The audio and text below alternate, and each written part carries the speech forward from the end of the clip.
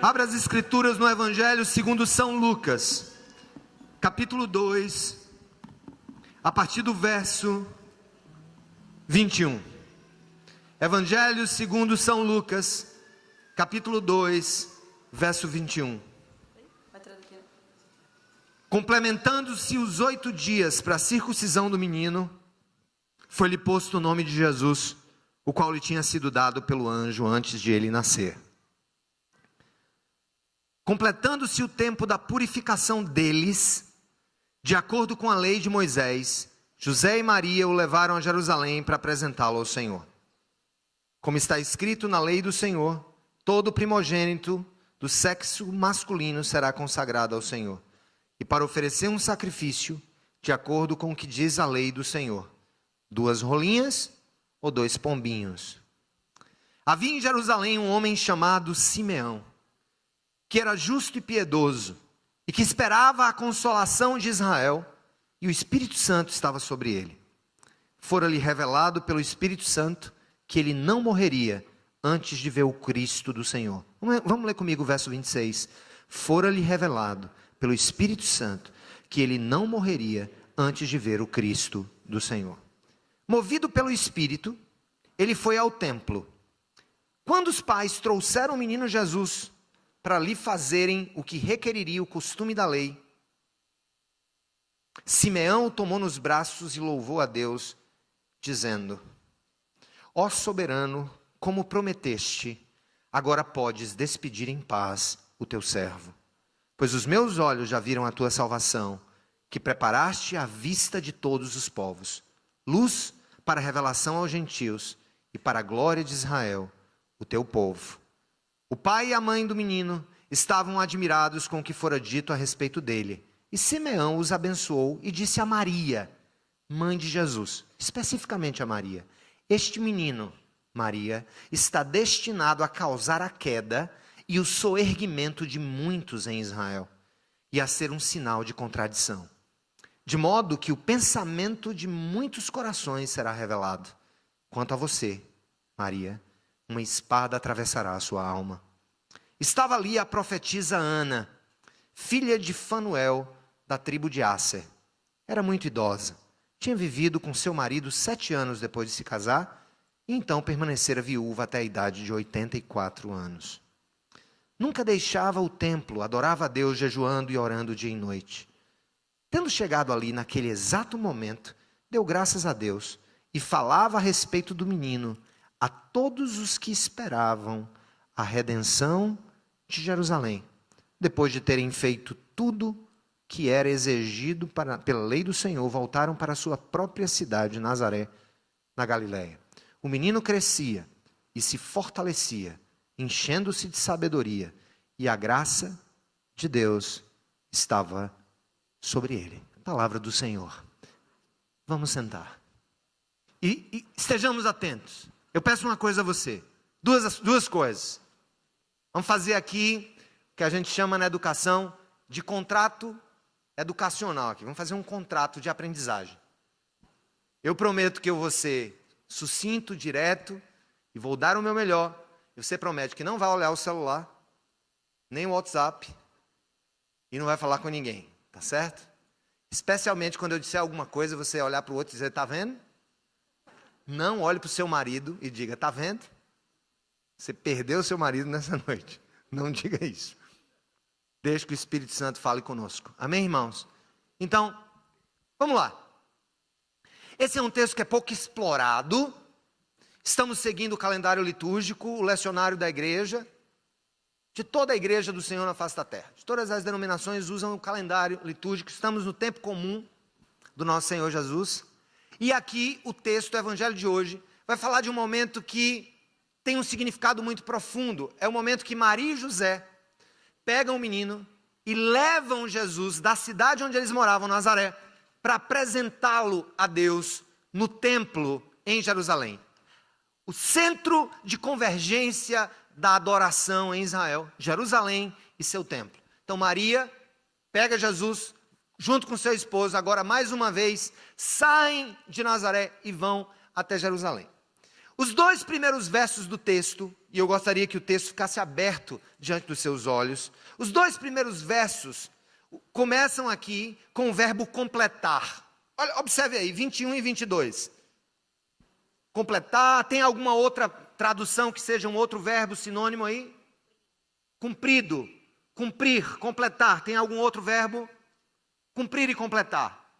Observemos que 2 coisas precisavam ser cumpridas antes de Maria e José irem a Jerusalém. Primeira coisa que tinha que ser cumprida: todo menino homem, segundo a lei prevista no Velho Testamento, no livro de Levítico, todo bebê do sexo masculino, ao 8º dia de nascido, passava por uma intervenção que hoje nós chamaríamos cirúrgica, mas naquele tempo estava longe de ser cirúrgica.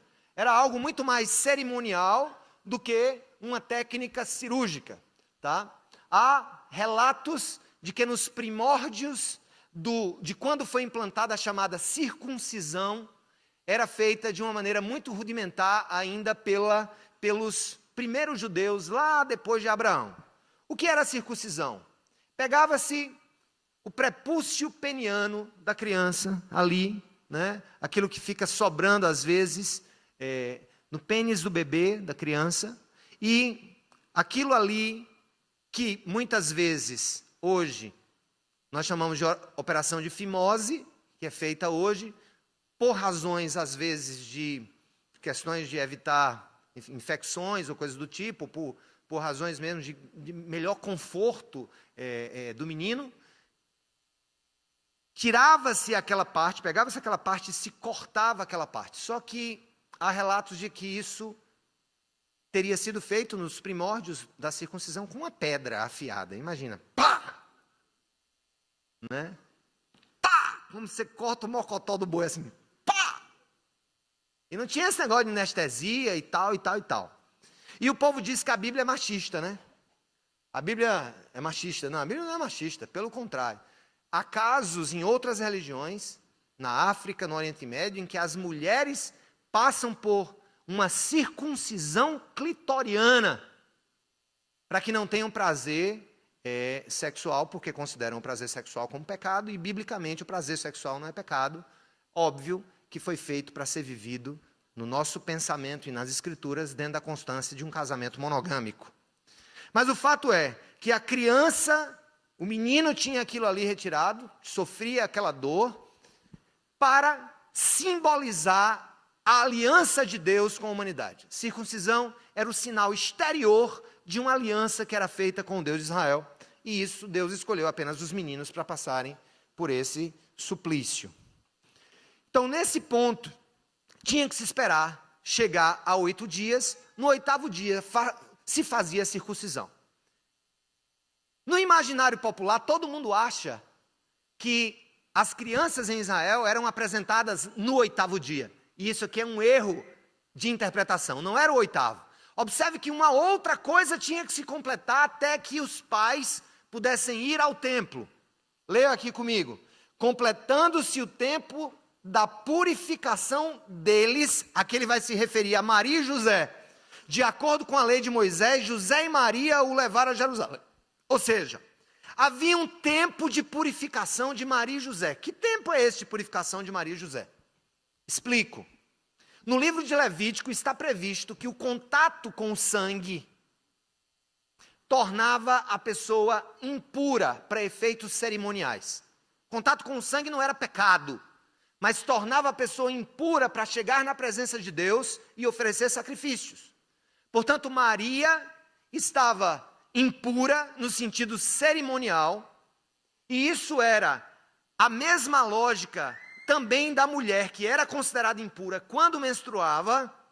Maria, por ter tido parto normal, Jesus nasceu, ela teve contato com o sangue, ela tornou-se cerimonialmente impura. Repito, não se tratava de um pecado, se tratava de uma impureza para efeitos cerimoniais. E é a Bíblia que está dizendo. Mas José também ficou impuro naquele momento do parto. Porque, como nós sabemos, Jesus não nasceu em sua cidade natal. Ele nasceu em trânsito, podemos assim dizer. Eles estavam indo para fazer o recenseamento exigido pelo Império Romano, e José não encontrou um lugar para que Maria pudesse ficar naquela noite, ela sentia dores, e ela ficou em uma estrebaria, um lugar muito simples. E quem fez o parto, quem auxiliou a sua esposa a dar à luz foi o próprio marido. O que era incomum, porque quem faziam isso eram as parteiras. Então José, por ter tido contato também com o sangue, de acordo com as prescrições da lei levítica, também estava cerimonialmente impuro. E esse tempo de purificação durava 23 dias. No caso de dar à luz, ele durava 23 dias. Então nós temos aqui 7 dias, passaram 7, no 8º é circuncidado, e ali também começava a se contar 23 dias para efeito de tempo suficiente para estar puro, e agora poder oferecer um sacrifício de louvor a Deus no templo em Jerusalém e apresentar o menino Jesus. Então o que é que nós temos aqui? Nós temos aqui um casal que cumpria fielmente os preceitos da lei de Deus, embora nós cristãos hoje saibamos que... Atenção, não é tensão, é atenção. Nós hoje sabemos que todas essas prescrições cerimoniais presentes no Velho Testamento eram apenas simbologias e sombras, como o escritor aos Hebreus vai dizer, sombras do que viria. Hoje, gente, Deus não está interessado nos nossos cerimoniais de purificação, nem que ofereçamos carneiros, nem que ofereçamos animais para Ele. Biblicamente, Deus não está nem aí para ofertas que são feitas a Ele como meios de nos purificarmos ou como meios de agradarmos o seu coração. Por quê? Porque lá na frente, aquele menino que foi circuncidado e cumpriu toda a lei, ele precisaria cumprir toda a lei para ser apto como alguém sem nenhum pecado, imaculado, morrer na cruz por nós. Então, a morte de Jesus na cruz não é só para a nossa salvação. A morte de Jesus na cruz é para dar um basta em todo o processo cerimonial religioso das prescrições do livro de Levítico e de tudo aquilo que a gente tem no Velho Testamento, como aquelas ofertas pelo pecado, expiação pelo povo, o bode que era morto uma vez por ano dentro do templo, no Santo dos Santos, enfim. A morte de Jesus encerra com o sistema cerimonial para fins de purificação da nossa alma ou para fins de salvação da nossa vida. Mas eles cumpriram, eles eram uma família devota. E nós temos aqui, gente, que essa família era uma família que foi, aqui, segundo o texto, volta para o texto comigo para a gente não se perder em divagações. Olha o que a Bíblia vai dizer no verso 23 e 24. Como está escrito na lei do Senhor, todo primogênito do sexo masculino será consagrado ao Senhor. Mas eles não podiam consagrar sem se purificar antes. Passaram 30 dias. E para oferecer um sacrifício de acordo com o que diz a lei do Senhor. O que é que a lei do Senhor disse que eles tinham que oferecer, gente? 2 rolinhas ou 2 pombinhos para fins de oferta a Deus. Mas você pode dizer, eu não me lembro de ter visto isso, pombinhos e rolinhas. Eu me lembro de animal grande, eu me lembro de cordeiro. Me lembro de cordeiros sem marcas, sem máculas, sem nenhum defeito, que eram oferecidos. Por que José e Maria agora está se dizendo que ao invés de oferecer o que normalmente era oferecido, que era um carneirinho, por que eles estão oferecendo pombinhos? É porque se você voltar lá a Levítico, você vai ver o seguinte, que Deus abria uma exceção e dizia que as famílias pobres, elas poderiam, ao invés de oferecer o carneiro, oferecer um animal de menor valor. Primeira conclusão da mensagem de hoje. A família de Jesus era uma família feliz. A família de Jesus era uma família em paz. A família de Jesus era uma família que, de fato, ali tinham consciência do que Deus desejava para ela. E eles eram pobres. Eles eram pobres. Eles eram pobres, felizes e devotados ao Senhor. E você? Como que nós então adequamos a ideia de um evangelho que nos deixa ricos, ou que enriquece celebridades, ou que torna pastores verdadeiros artistas de Hollywood, e para serem convidados, cobram cachês absurdos, porque acreditam que nós fomos feitos para sermos prósperos na riqueza material e tudo mais. Como é que eu adequo o fato da Sagrada Família estar aqui, não diretamente, mas aí para um bom entendedor, poucas palavras bastam. Se o texto está dizendo que deles era exigido apenas 2 pombinhos ou 2 rolinhas, é porque eles eram uma família simples, pobre, feliz. E a sua? Como anda o seu nível de felicidade? Em que ele está posto?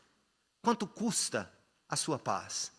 Quanto custa o seu, enfim, desabafo, ou a sua, enfim, confissão de que você é feliz, de que você é feliz no Senhor? Primeira coisa. E lá, quando eles chegam, portanto, gente, com quantos dias Jesus foi consagrado a Deus? Com quantos dias apresentado? 8? 30. Isso é uma confusão que as pessoas fazem. Com 8 ele é circuncidado e ganha um nome. Nome que já tinha sido dado a Maria e a José pelo anjo, na anunciação de sua vinda. Mas Jesus não tinha sido referido como Jesus, até que fosse dado o nome Jesus no 8º dia, no dia da circuncisão.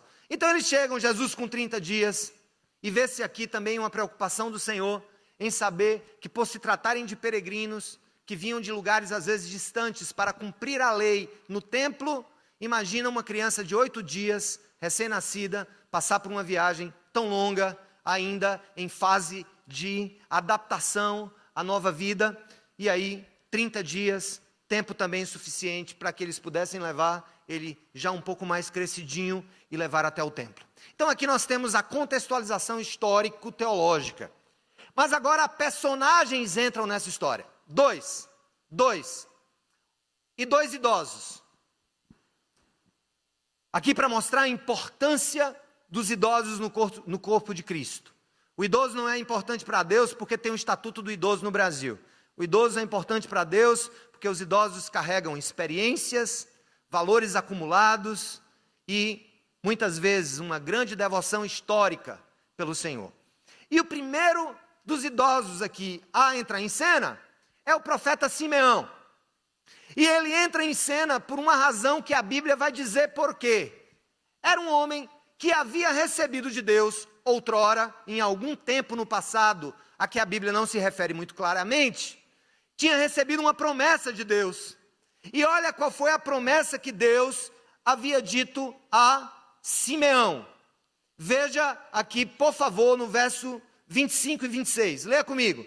Havia em Jerusalém, vamos igreja, havia em Jerusalém um homem chamado Simeão, que era justo e piedoso e que esperava a consolação de Israel. E o Espírito Santo estava sobre ele. Fora-lhe revelado pelo Espírito Santo que ele não morreria antes de ver o Cristo do Senhor. Olha o que é que Deus disse para ele. Deus disse através de profecia: Simeão, você não vai morrer até que você veja o Redentor do mundo. Você não vai morrer até que os seus olhos enxerguem o Criador feito carne. Simeão, você não vai morrer até que o Logos de Deus esteja encarnado e você veja com os seus olhos. Você verá o Cristo. Cristo, no grego, Christos. No hebraico, Machia. A ideia de que ele teria que ver o Messias, o Redentor, o ungido de Deus, aquele que tira o pecado do mundo, aquele que iria resolver o problema da humanidade, ele não morreria antes que os seus olhos o vissem. Olha que coisa maravilhosa. Eu acho que toda vez que Simeão adoecia, ele pensava assim: não vou morrer, porque eu ainda não vi o Senhor. Acho que toda vez que ele passava fome ou alguma tribulação, Senhor, eu vou continuar, porque eu tenho uma razão, eu vou te ver. E na hora que Jesus chega, a gente vê que a Bíblia diz que Simeão foi ao templo porque ele estava com vontade? Não, a Bíblia diz que ele foi conduzido pelo Espírito Santo. No final das contas, irmãos, eu tenho dito, e por isso defendo no que eu creio teologicamente, não somos nós que vamos até Jesus, é o Espírito Santo que nos leva até Jesus. A Bíblia diz que o Espírito Santo levou Simeão até Jesus.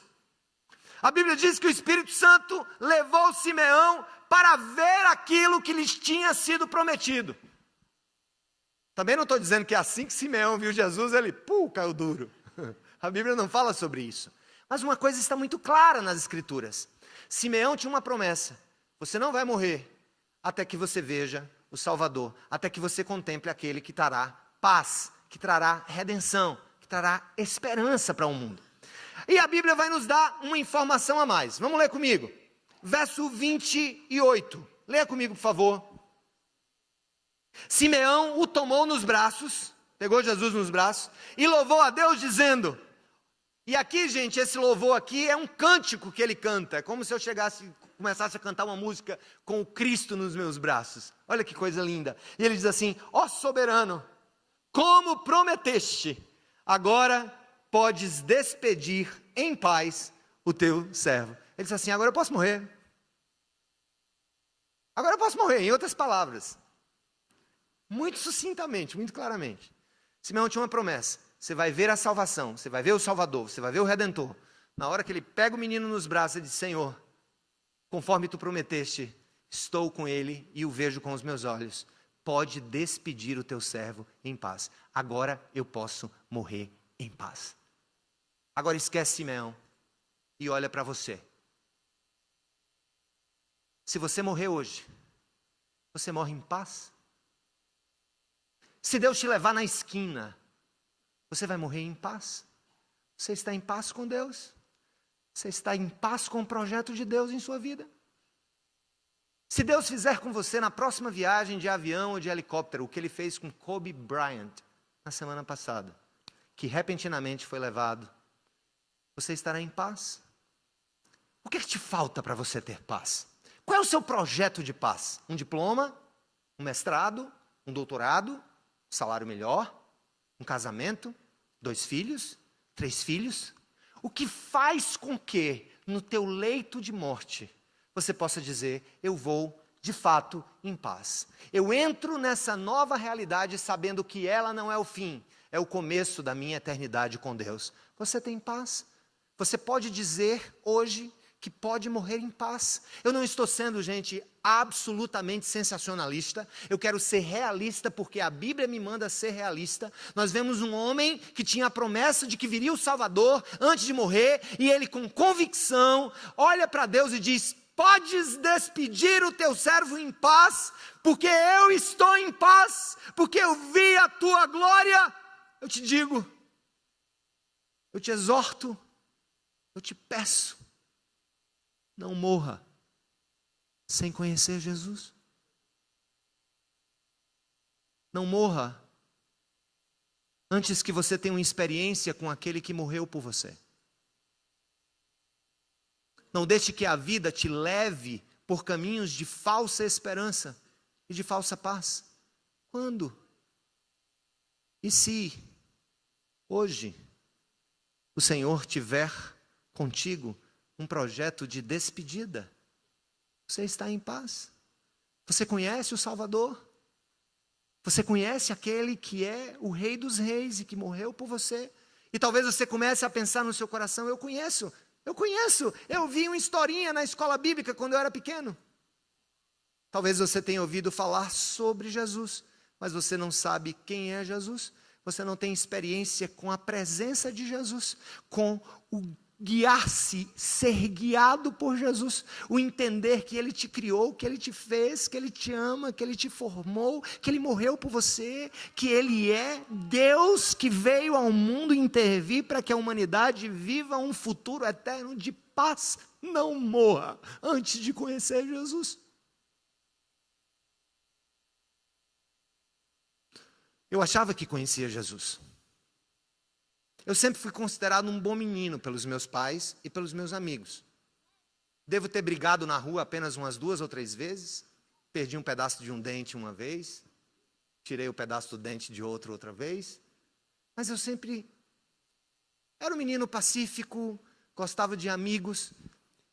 E meus pais sempre diziam, minha mãe sempre dizia que eu tinha um coração misericordioso quando eu era pequeno. E que eu gostava de estar com pessoas, assim, que não eram tão bem aceitas ou não eram tão bem vistas. Mamãe tinha um pente fino na minha casa. na casa dela, porque ela sempre tirava os piolhos da minha cabeça, que eu pegava com os meninos piolhentos. Uma vez eu estava brincando com uma criança que tornou-se um dos meus melhores amigos da minha infância, que mamãe ficou desesperada, porque viu o menino, ele tinha para mais de 20 bichos de pé. Mas eu não conhecia Jesus. Eu era um bom menino, mas eu não conhecia Jesus. Eu era apenas um bom menino. Uma outra vez, um dos meus melhores amigos, ainda hoje, um amigo de infância, nós viajávamos em um trecho vindo para João Pessoa, e eu parei num restaurante com ele, em Patos, e aqui não é para fazer média com o pastor Tiago, foi em Patos mesmo, e nós fomos comer, e passou uma pessoa com lábio leporino, vocês sabem, né? Uma pessoa que não fez ainda a cirurgia de reparação do lábio leporino, ela tem todas aquelas, todas aquelas complicações no palato, nos dentes, na estrutura, né, até de deglutição. E esse rapaz parecia muito simples. Estávamos no restaurante, ele pediu algo que eu desse para ele, alguma comida, e eu resolvi chamá-lo para almoçar conosco.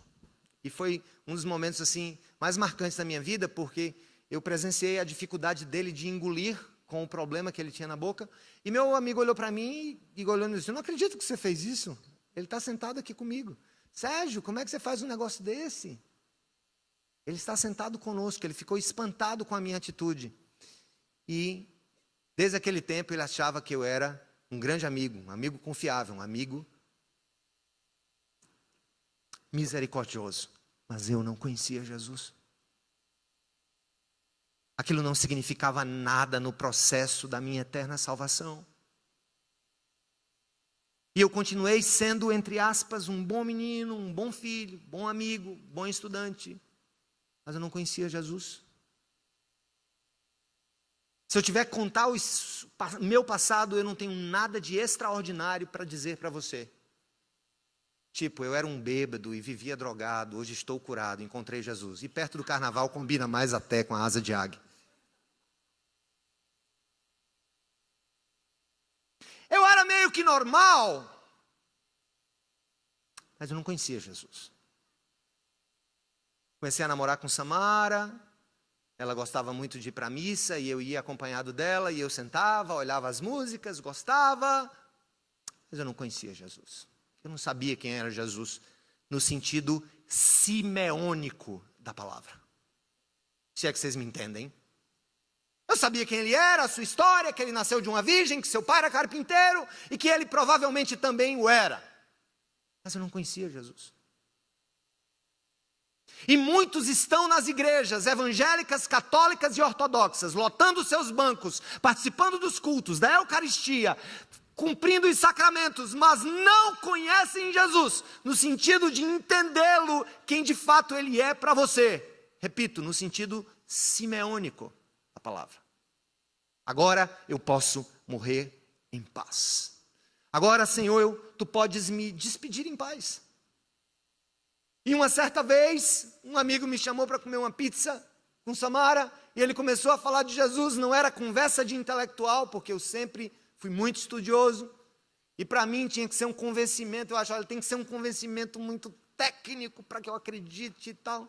E ele contou o testemunho dele sobre não alguém que tinha grande conhecimento sobre Jesus, mas alguém que conhecia Jesus face a face. O que a igreja precisa, gente, não é apenas conhecer a palavra, conhecer conteúdos, mas conhecer o Senhor que a revelou.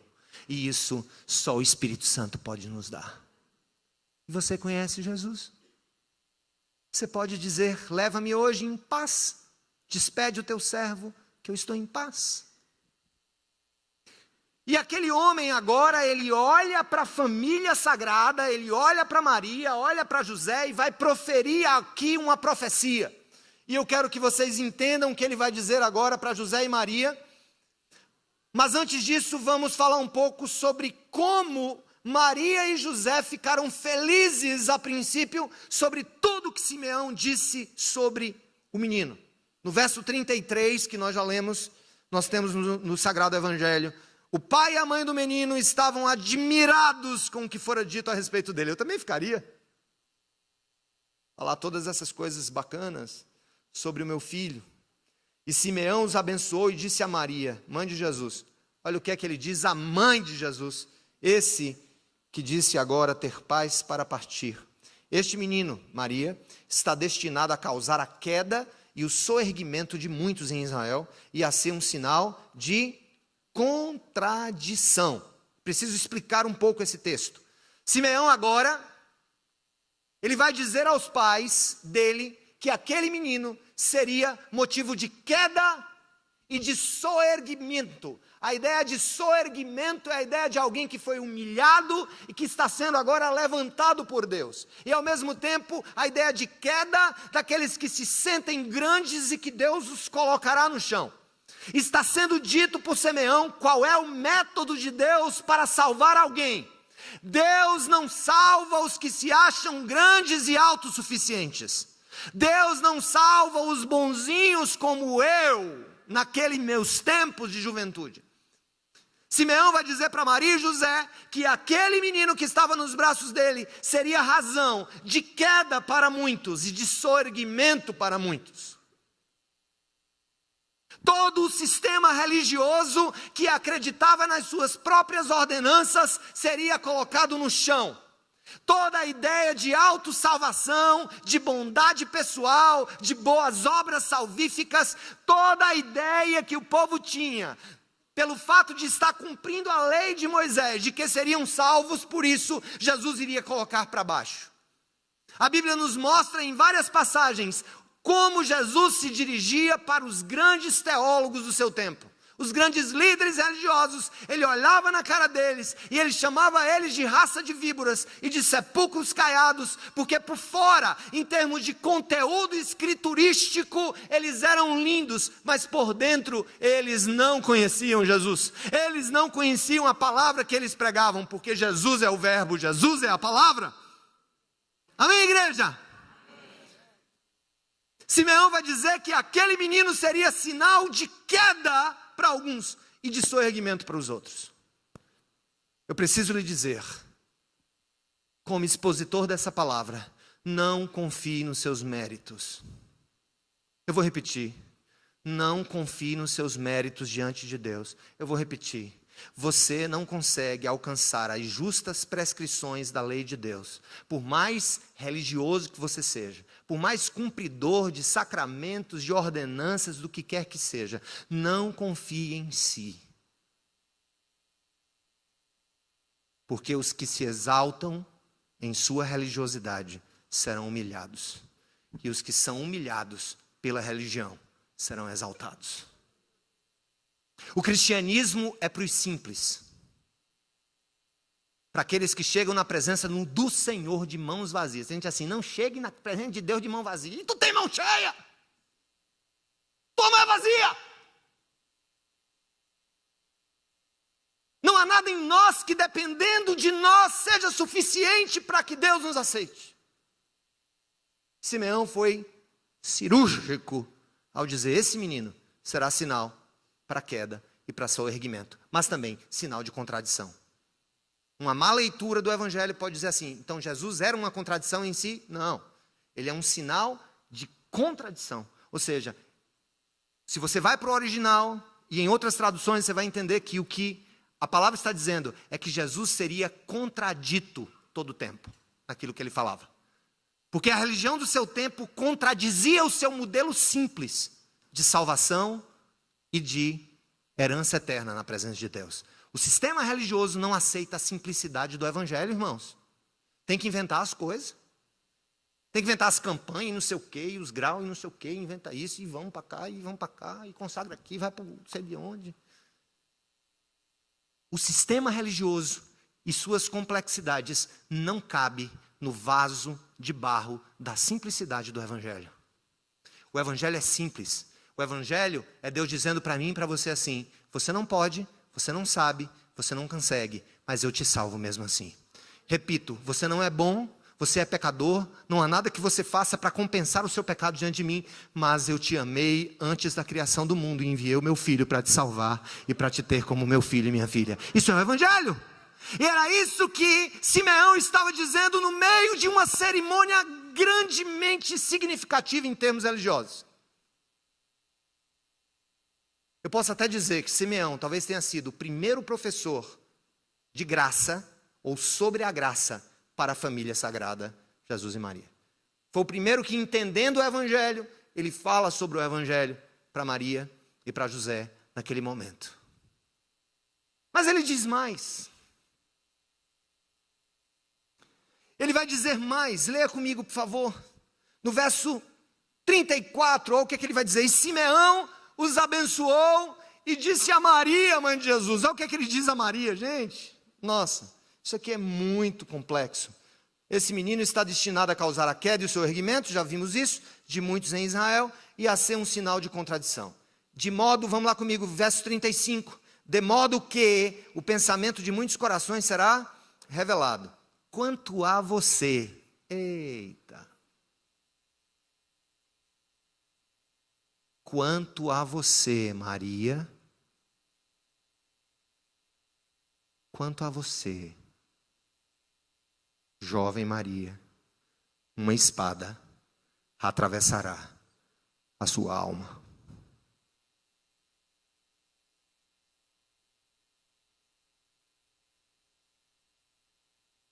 Simeão também foi o primeiro a anunciar o futuro sofrimento daquela jovem mãe diante da certa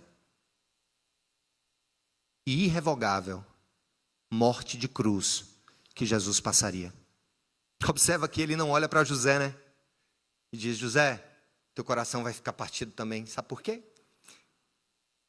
Essa talvez seja uma das explicações pelas quais nós não vemos a presença do pai de Jesus, de José, nos momentos da paixão e morte de Jesus, porque ele já era morto.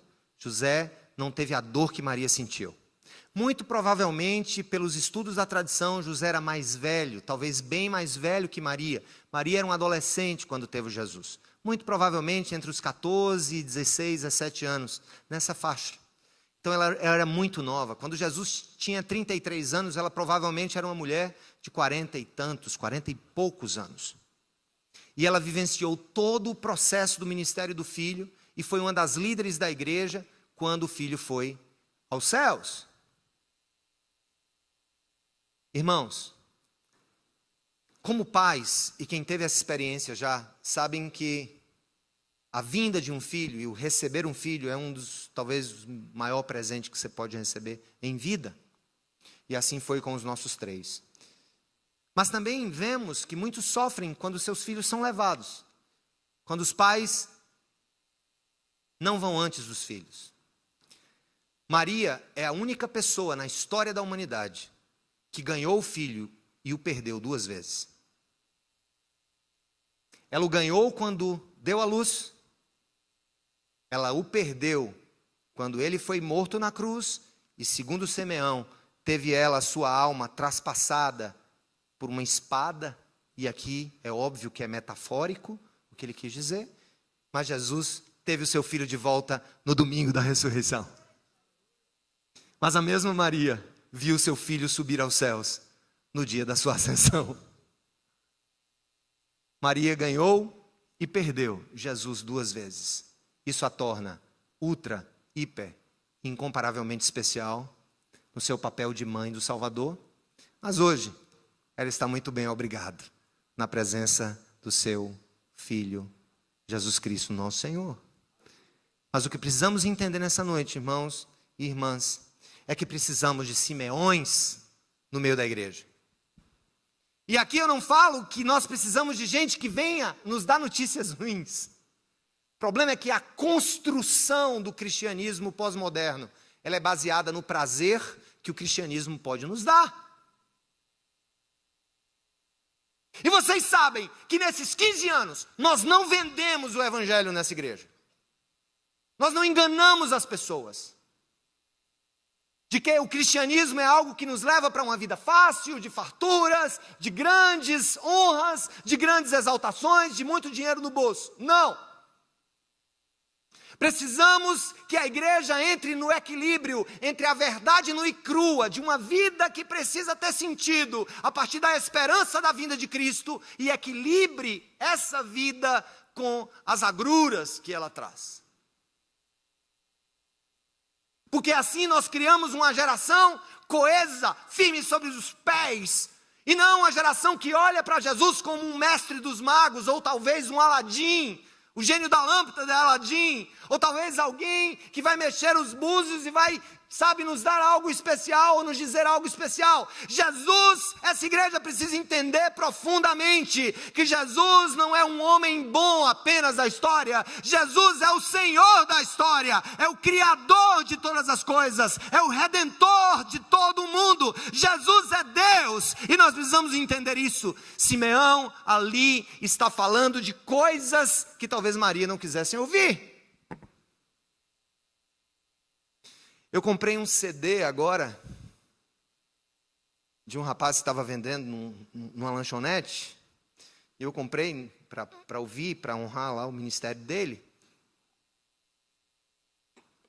E aqui não é uma crítica a esse cantor cuja obra eu adquiri, mas é uma temática que tem sido recorrente na música cristã contemporânea. É que Deus vai destruir os nossos inimigos. As letras têm uma variação linguística ou um tanto quanto de tonalidade, mas elas giram em torno disso. Aquele que te humilhou, Deus vai destruir, que Deus vai te honrar no meio daqueles que não sei o quê, e que você e o seu inimigo vai ser envergonhado diante dos seus olhos. Não é assim? E o cara se sente o cara, né? Mas ninguém se coloca na posição de estar sendo hoje esse inimigo na vida de alguém, de estar destruindo a esperança de alguém. É possível que haja maridos aqui que estão tornando a vida de suas esposas um inferno na terra. É possível que haja aqui pais que estão tornando a vida dos seus filhos algo insuportável. E se nessa história toda você é que é o inimigo que Deus precisa abater? Ouvi uma história agora há pouco que um certo senhor levou a sua amante, ou a sua nova namorada, deixou a esposa, foi com a nova namorada, levou para uma irmã de oração orar pela nova namorada.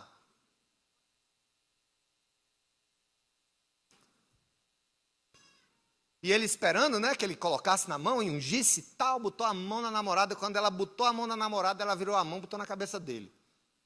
E começou a descascar aquele pepino. Você está longe de Deus, e você é um hipócrita. E ele arregalou os olhos, disse, não é comigo não. Não é com você. É com você, você precisa ouvir. Você precisa ouvir. Você precisa ouvir. Eu traduziria como assim, você é um vagabundo, caba safado, infeliz, nojento. Eis que te digo, ô varão quebrado, cana seca, tu não presta. Se converte dos teus pecados, ou infeliz, filho de uma mãe, caco de pedra, seu cachorro sarnento, eu seria e diria isso. Eu não sei o que a irmã disse, mas uma coisa eu sei, ela incorporou o espírito verdadeiro que estava sobre Simeão. Que o espírito de Simeão, no sentido de suas posturas, venha para a igreja. Eu preciso ouvir como pastor palavras de ânimo, mas eu preciso ser corrigido pelos meus irmãos. Eu acredito que os pastores dessa igreja me amam muito mais quando eles corrigem a minha vida do que quando eles colocam tapetes vermelhos para que eu passe por cima, e eles têm me honrado como amigos leais. Eu digo uma coisa para você, eu tenho orado para que o espírito de Simeão, gente, para que essa postura de Simeão tome conta da igreja, que apareçam uns 50 Simeão aqui, e eis que te digo, varão, nessa noite tu vais sonhar, estarei eu no pé da tua cama, dizendo aqui é Simeão. Aí você vai se virar, e você vai sonhar, eu vou estar do outro lado e dizer, eu também estou aqui, eu sou Simeão.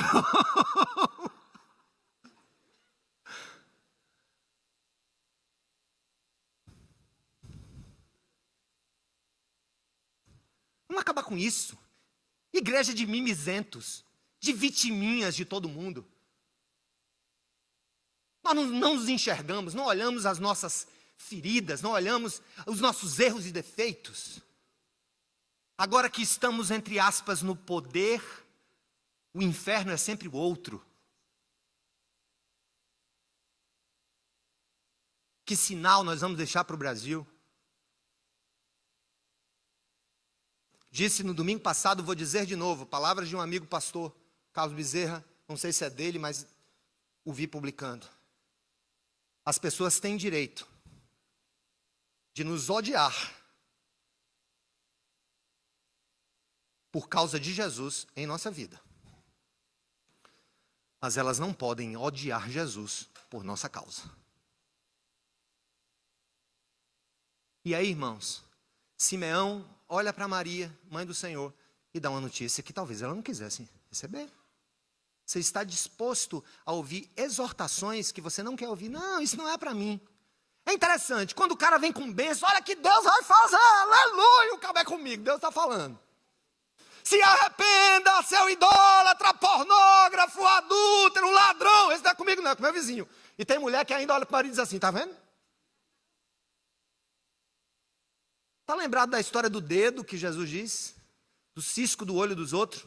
Nós somos a igreja que é especialista em tentar tirar o cisco do olho do mundo. Quando a gente tem uma trave desse tamanho nos nossos olhos. E aí, irmãos, aparece uma outra personagem que nos leva para o fim da mensagem.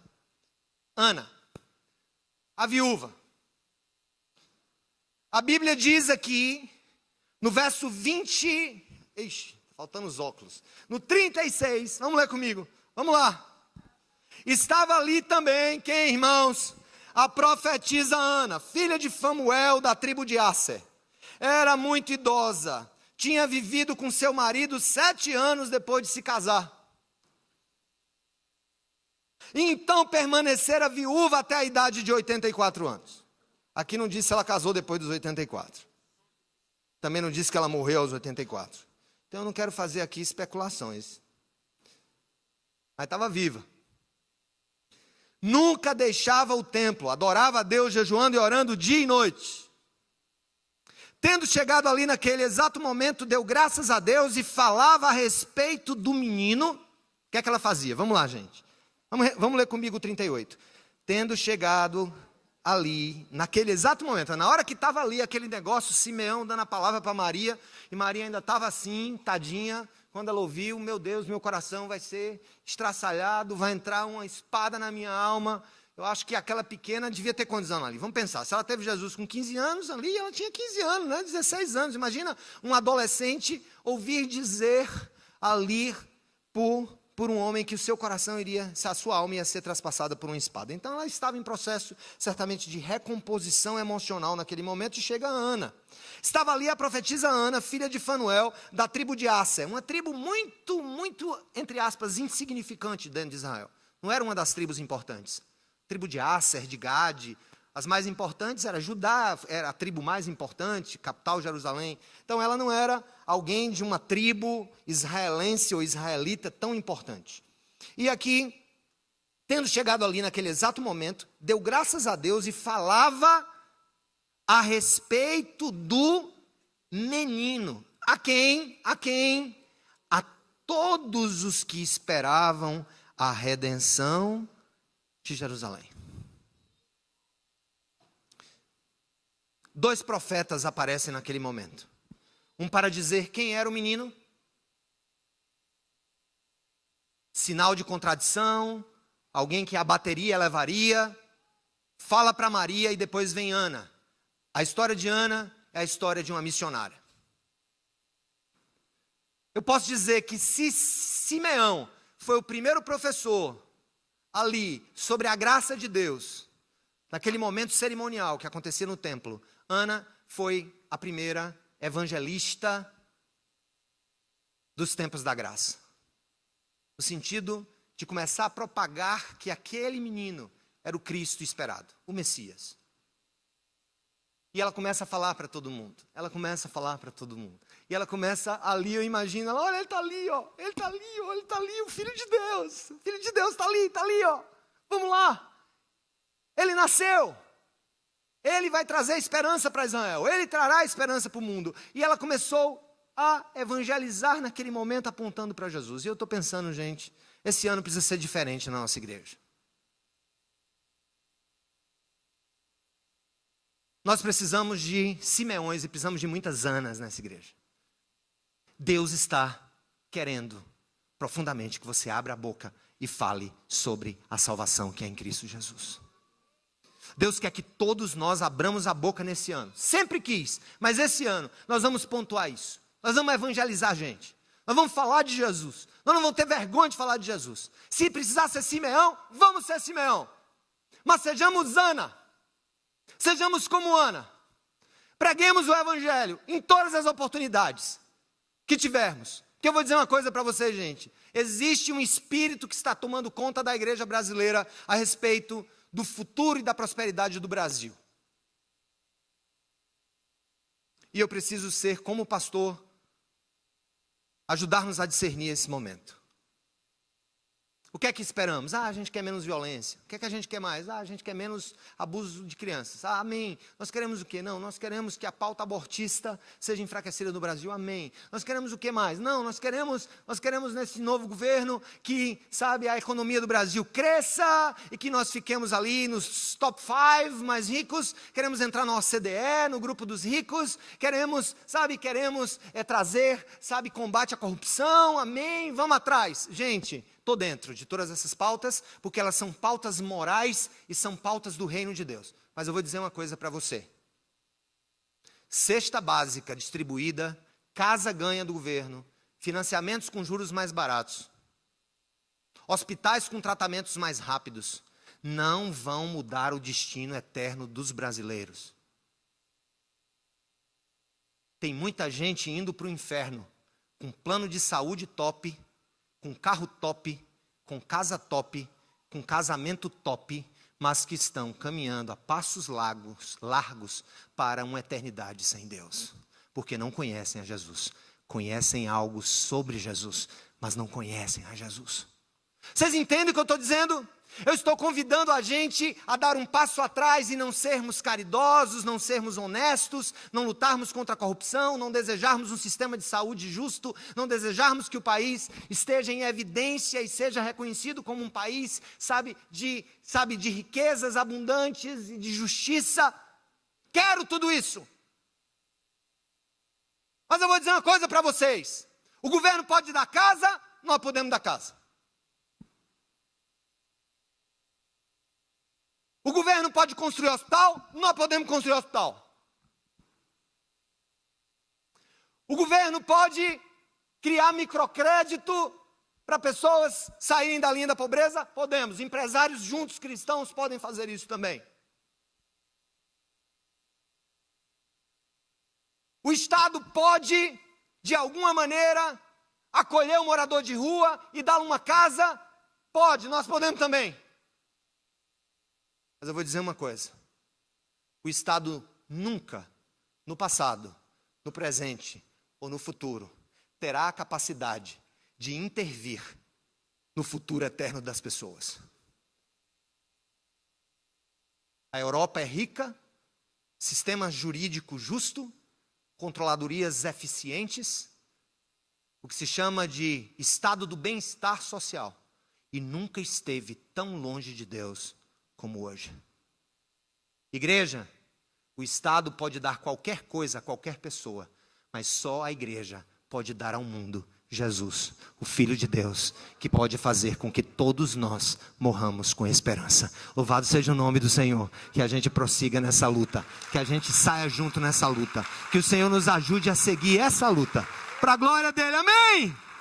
E agora eu quero perguntar, vamos fazer um pacto aqui diante de Deus, que esse ano nós vamos falar mais de Jesus do que todos os anos da nossa vida.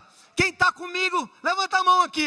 Esse ano eu vou falar mais de Jesus do que todos os anos da minha vida, porque eu quero interferir no futuro, no destino eterno do povo brasileiro e do povo do mundo inteiro. Amém, gente? A gente pode aplaudir o Senhor bem alto? Vamos lá, bem alto. Dá um brado de louvor ao Rei.